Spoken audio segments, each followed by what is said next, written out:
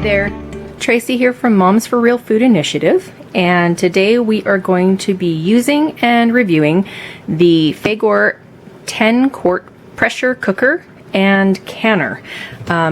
You can use it either as a pressure cooker or you can use it as a pressure canner. Today we're going to be using it as a pressure canner, and we are going to be doing a turkey. That would be a nice way to show how to can soups, since most people probably don't even realize that you can soups.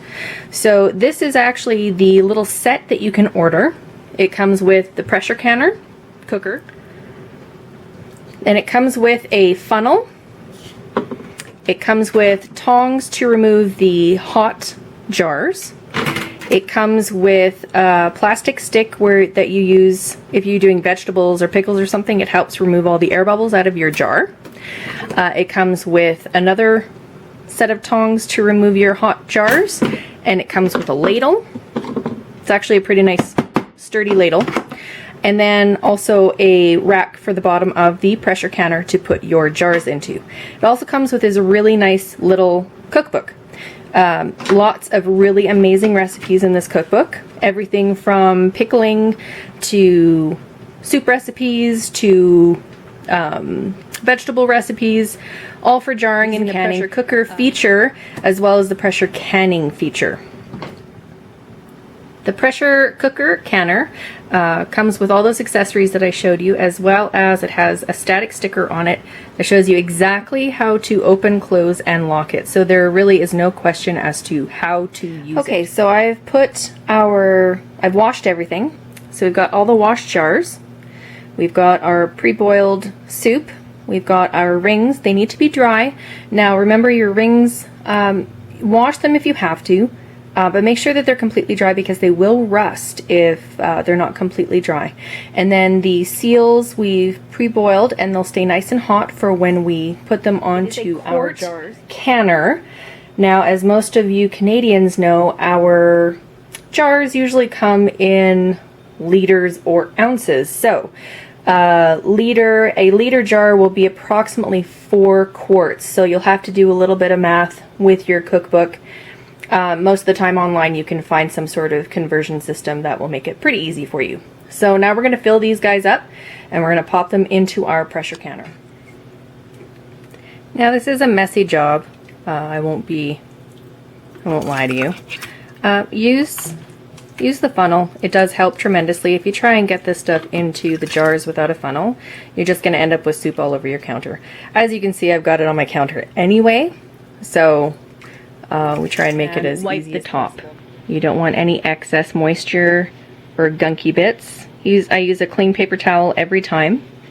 And then you can go ahead, grab one of your seals.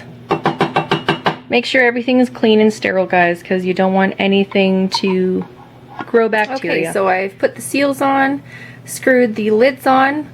With the lids, I'll remind you again, just snug. They don't need to be super tight. You don't want to crank them closed. They will pop if there's too much pressure inside compared to the outside. You will have issues, and they will seal. You know, I've even had sometimes the rings aren't on at all, and the seal will still seal.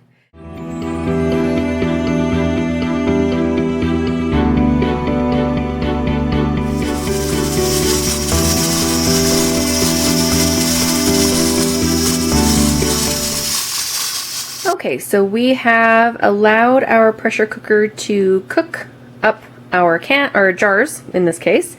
We've allowed it to vent completely. As you can see, the little vent knobby has gone down, which means that it's safe. There's no more pressure coming out of the vent as well.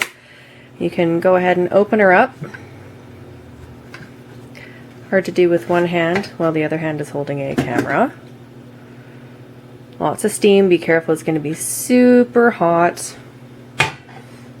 And as you can see, our little jars are still bubbling away, which is excellent. These are handy dandy little jar lifter. I have a cooling rack that I like to use, but of course you can use either a trivet or a towel I wouldn't set them directly on your counter because they are still quite hot. So you want them to cool by themselves at a natural pace. Any kind of shock to the temperature is obviously going to either crack it or pop it, and the last thing you really want is an explosion. And we allow the pots to cool by themselves too. Do not put them in cold water. Don't shock them. It does warp the metal. And there we have it, our gorgeous canned soups. So we just let those cool down, and then you can store them as you need to. Of course, go back, make sure that all of your seals have popped down. If they're not popped down yet, don't fret. It might just take a little while for the pressure to kind of suck that down. If you like this video, please go ahead and like it, give it the thumbs up. And if you really like us, please subscribe to us. You can click on the little link there. Like us on Facebook. Go to our webpage and check out more recipes and canning. Oh, you just heard it pop. Have a great day, guys. Bye-bye.